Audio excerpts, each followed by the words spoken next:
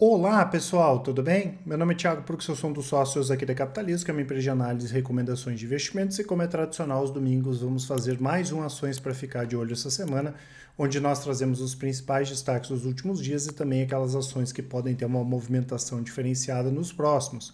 Lembro que eu trago informações de mercado e também do nosso setor de análise, vindo direto aqui, né, pessoal, para os destaques da economia brasileira e mundial.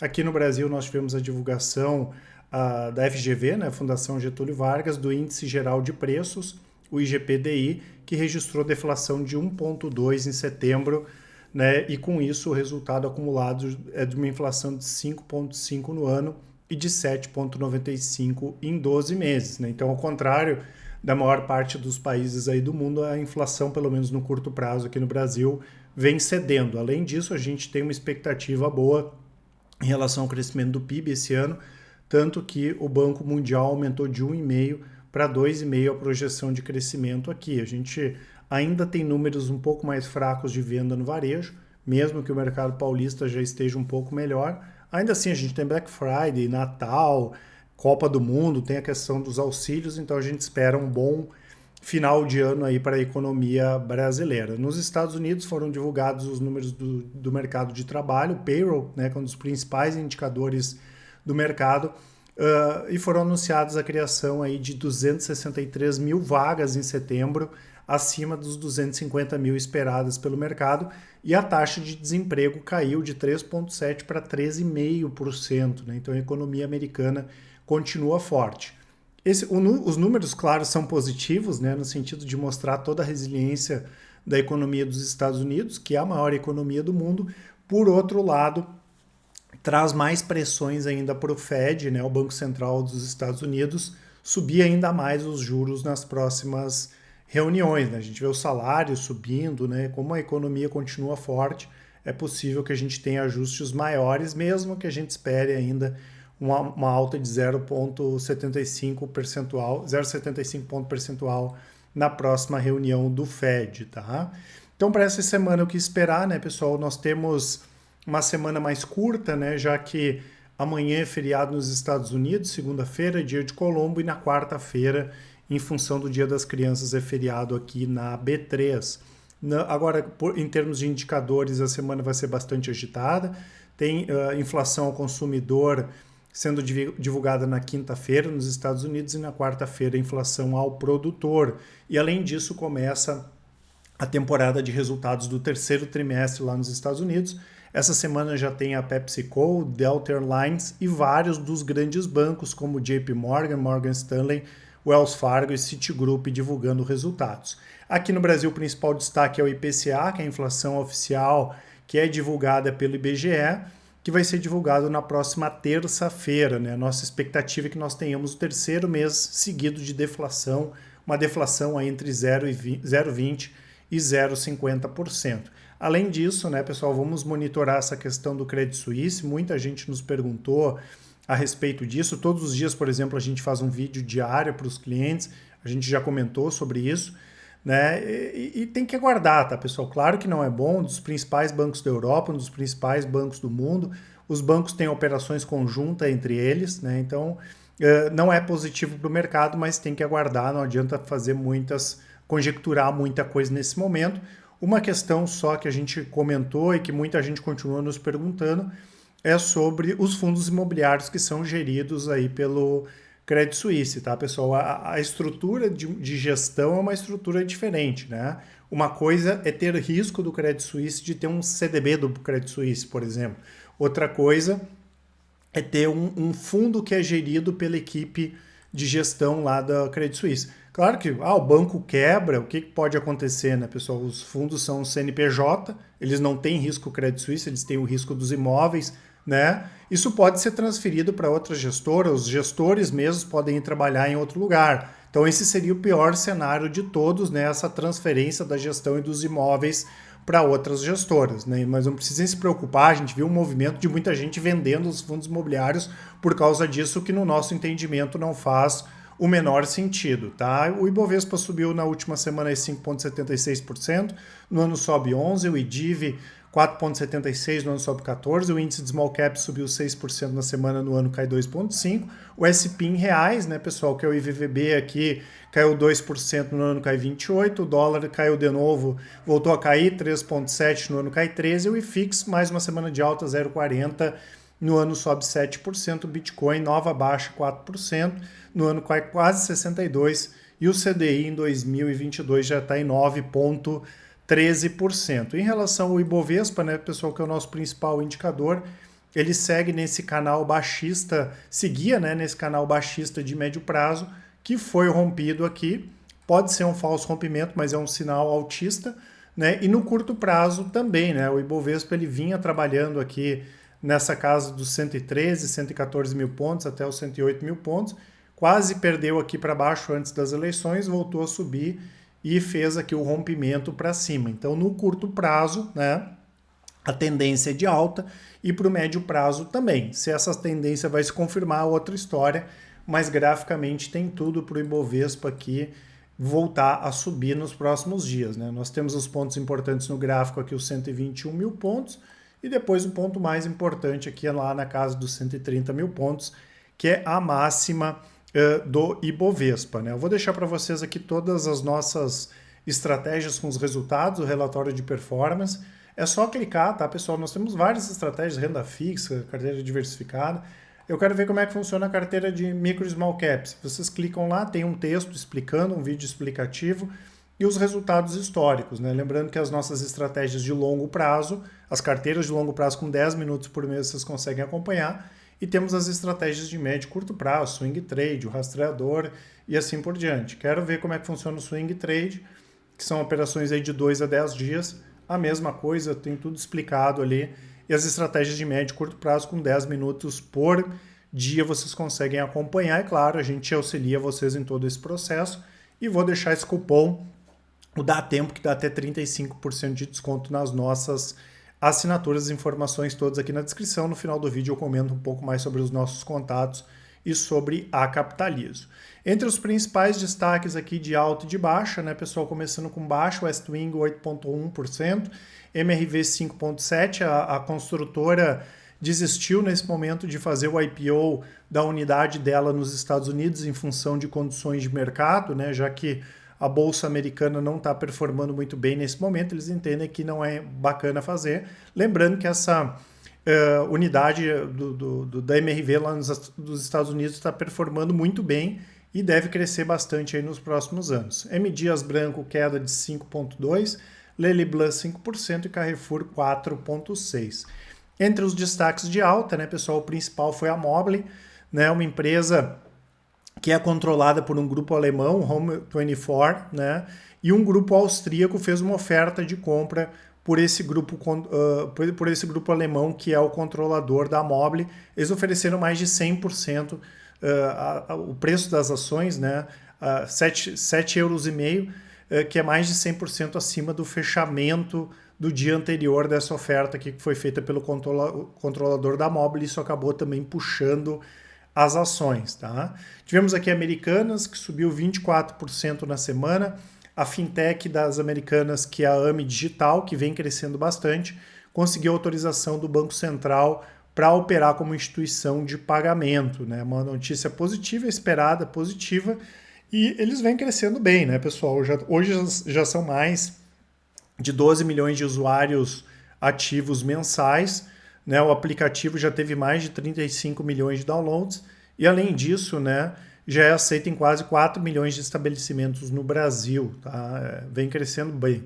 E, além disso, né, nós tivemos um banco de investimentos elevando Americanas para compra. Né? A mesma coisa aconteceu com a 3R, que também foi elevado para compra por banco de investimentos, mais de 20% de alta, e as petroleiras subiram bem na última semana. Né? Nós tivemos o petróleo voltando a subir, na verdade, desde da sexta-feira do último dia 30 de setembro para cá, e no curto prazo, né, pessoal, fatores novos aí ajudaram a commodity, o petróleo subir. A questão da capacidade nos Estados Unidos, né, já está acima de 90%, o uso da capacidade instalada para refino de petróleo. Nós tivemos a OPEP, né, que é a Organização dos Países Exportadores de Petróleo, cortando, né, a produção em 2 milhões de barris por dia. Então, tudo isso traz uma pressão no curto prazo e, além disso, nós tivemos o aumento, a diminuição de estoques, né, de gasolina, derivados, petróleo nos Estados Unidos. Tá? Então, mesmo com a crise que se avizinha no curto prazo, né, a gente continua no longo prazo, né, a gente já comentou algumas vezes, bem confiantes ou otimistas, né, com a questão do petróleo, já que as empresas não vêm investindo para aumentar a produção, a demanda no longo prazo vai crescer e o potencial de oferta não. Então a gente entende, né, que o petróleo deva continuar elevado. Não é uma reta, né, para cima, né, pessoal, um tiro reto para cima, não é isso que vai acontecer, né, tem volatilidade, mas a maioria das empresas com o petróleo aí acima de 80, 85 dólares o barril ganham bastante dinheiro. Tivemos aqui a Copasa, né, pessoal, subiu mais de 19% essa semana. A Copasa subiu bem, Sabesp subiu bem. Aqui mais notícias ligadas à possibilidade de privatizações dessas empresas, né? A gente entende que é muito cedo para falar, não é tão simples assim a privatização dessas empresas, mesmo que seja vontade, por exemplo, do Zema, privatizar a CEMIG, privatizar a Copasa, a gente sabe que não é tão fácil assim, porque depende de vontade de outros políticos também. Isso aqui tem que ser aprovado em Assembleia, enfim, tá? A gente não acha que é tão fácil, mas certamente, né, com a continuidade do Zema, a gente deve ter pelo menos venda de ativos, né, por parte dessas empresas, como, por exemplo, a CEMIG vender a Taesa ou vender outros ativos. Isso com certeza, ou quase com certeza, no nosso entendimento aí deve acontecer. E tivemos mais um destaque aqui de alta, né, a Guararapes Cachoeira, que subiu 18% na última semana. Em relação a dividendos, né, pessoal, ficando ex-proventos sempre no dia seguinte, o dia útil seguinte. Essa aqui é a Datacom, né? Na verdade, aqui são as três ações que pagam dividendos mensais, né? O Itaú, Banestes e Bradesco. Aqui Datacom dia 31 e dia 1º de novembro, tá? Em relação aos outros destaques, né, pessoal, e eu gosto sempre de fazer um adendo aqui, que apesar da gente falar sobre as ações individualmente, é importante sempre o investidor pensar numa carteira. Até nas nossas estratégias de médio e curto prazos, a gente sempre pensa numa estruturação, né? Não pensar, eu quero pegar a melhor alta do ano, porque não é isso que vai fazer a gente ganhar dinheiro ao longo do tempo. As nossas estratégias têm ganhos tão diferenciados por causa disso. A gente sempre pensa que cada ação dentro de uma carteira tem um papel e a gente não vai acertar em todas as ações da carteira. Então é importante ter uma diversificação e uma carteira bem balanceada. Nós tivemos aqui a Moura do B, né, pessoal, que opera muito forte no Nordeste, divulgou uma boa prévia operacional, talvez junto com o Direcional foram as duas empresas que divulgaram as melhores prévias operacionais esse ano, né, tanto que eles informaram aqui um valor geral de vendas de 390 milhões no terceiro trimestre desse ano, uma alta de 16% na comparação anual, resultados muito fortes aqui da Moura do B. A Ambipar anunciou mais uma aquisição, dessa vez da Reci Total Comércio e Serviços, que é uma empresa de reciclagem, mais de 26 anos de experiência em logística e na parte de cacos de vidro, né? Um negócio bem interessante aqui para consolidar, né, já a liderança aí da Ambipar nesse segmento. A gente sempre recebe dúvidas em relação à Ambipar. O endividamento ainda não é preocupação, né? Até porque ela fez uma série de aquisições de menor valor, tá? A questão é sempre como vai ser a integração dessas empresas que são adquiridas. Alguns casos, né, pelo menos que a gente conhece até agora, a integração está sendo bem feita. Mas para saber efetivamente se todas vão funcionar, né, pessoal, que é difícil, mas isso só com o tempo mesmo, né? Então é aquele momento aí de ter confiança na empresa para quem gosta da Ambipar. Fleury, né, pessoal, anunciou a aquisição do métodos Laboratório Análises e Hematologia, um valor aqui de 28 milhões. Eles atuam, né, com clínicas de análise, são 26 unidades no sul de Minas e tiveram receita de mais de 50 milhões de reais em 2021. Lembrando que em breve a gente vai ter, né, o que tudo indica, né, após a aprovação ali do CAD, a junção da Hermes Pardini com Fleury, tá? Quem tem ações de Hermes Pardini vai receber um pouco de Fleury e possivelmente um pouco em dinheiro, mas ações ou alguma coisa combinada, tá? Tivemos aqui a Eneva, né, pessoal, que anunciou a aquisição da Celzepar, né, que é Centrais Elétricas de Sergipe. O principal ativo deles é uma usina termoelétrica que fica na cidade de Coqueiros, em Sergipe. Eles pagaram 6,7 bi, na Celzepar. E o que é interessante, né, pessoal, que toda a energia que é gerada aqui por essa usina termoelétrica, ela já é contratada, então ela tem até 2044 a venda garantida, e isso aqui gera para a Eneva, né, uma receita fixa anual aí de quase 2 bilhões de reais, que é indexado ao IPCA, um negócio excelente aí que a Eneva fez. A gente já tinha até comentado a respeito desse negócio.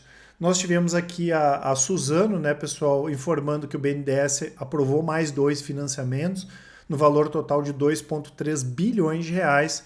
Todos esses valores vão ser utilizados aqui para aumentar a produção, né? Isso aqui é desde a fábrica em Jacareí, em São Paulo, Limeira, Aracruz, Espírito Santo, a mega fábrica em Três Lagoas, Mato Grosso do Sul, Mucuruí na Bahia e também Imperatriz no Maranhão, né? A gente sabe que tem essa questão do endividamento da Suzano, que é bastante elevado, mas é o momento de aproveitar, o momento para aproveitar porque é bom, né? O momento de papel e celulose é bastante positivo, então a gente entende, né, que apesar do risco, é um movimento positivo aqui que a Suzano está fazendo. Falar em movimento ou momento positivo, a Multiplan anunciou a prévia de vendas do terceiro trimestre. As vendas, né, dos shoppings tiveram um aumento de quase 30% em relação ao terceiro trimestre de 2021 e bem acima do pré-pandemia.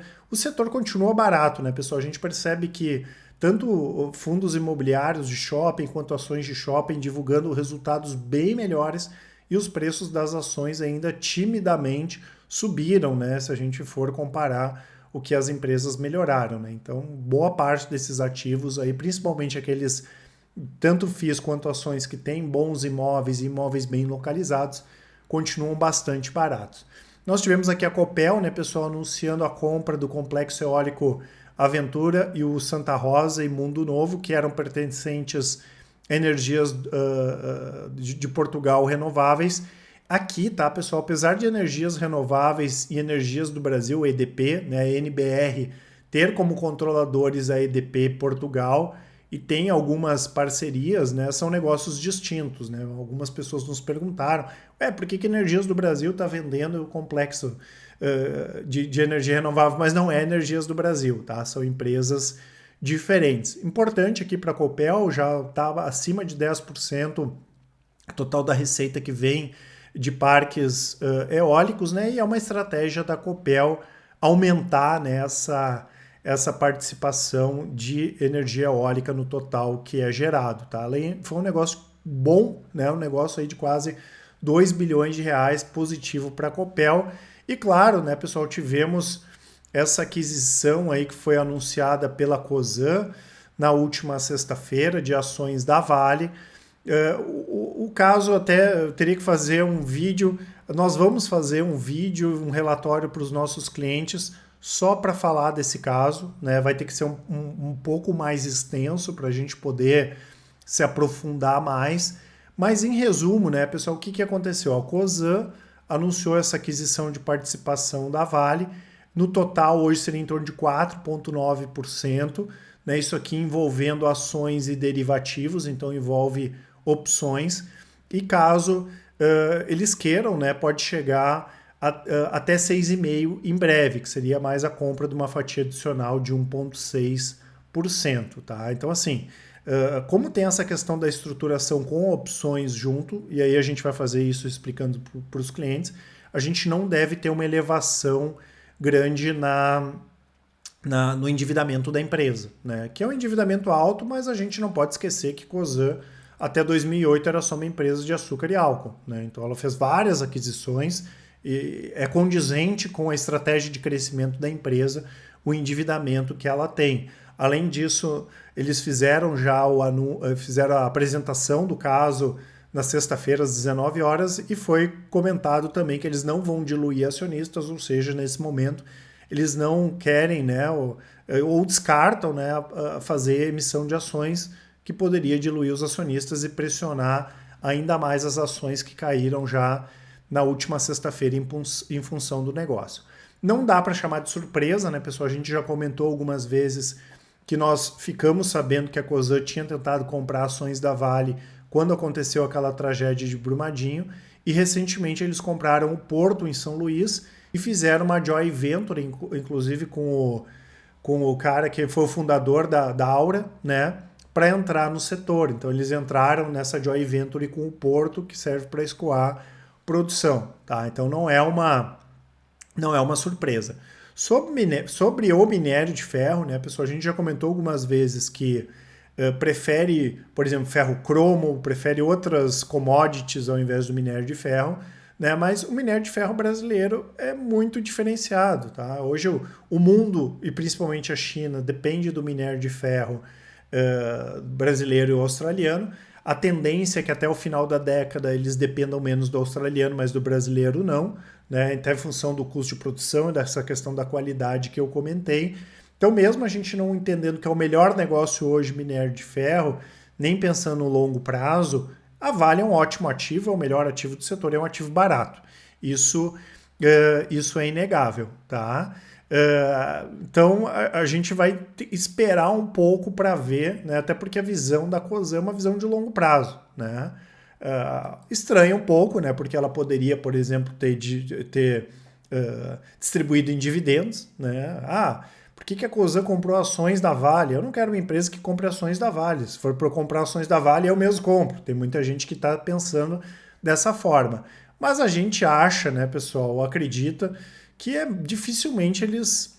Mesmo que hoje a gente não possa falar da Cosan tomar o controle da Vale, porque seriam bilhões e bilhões de reais, a gente entende que não vai parar nisso aqui, né? Dificilmente eles comprariam só uma participação para chegar até 6,5 em ações da Vale para ficar por aí. A gente entende que não faz muito sentido isso, tá? E que lá no futuro, né, ainda mais levando em conta tudo que a Cosan vem fazendo aí desde 2008, possa ter sim coisas mais ambiciosas aqui envolvendo a Vale e o setor, né? Então a gente prefere aguardar. Foi até o que eu comentei no caso da Ambipar. Em alguns momentos a gente pode fazer a avaliação, mas tem que confiar na empresa também, e esse momento é o momento de confiar aí na Cosan, tá? E como não vai ter diluição, tem a questão dessa exposição por opções, enfim, não vai aumentar muito a alavancagem da empresa, né? A gente acaba considerando o negócio nesse momento aí como positivo, mas claro, tem que esperar mais para ver o que o futuro aí nos reserva, tá certo, pessoal?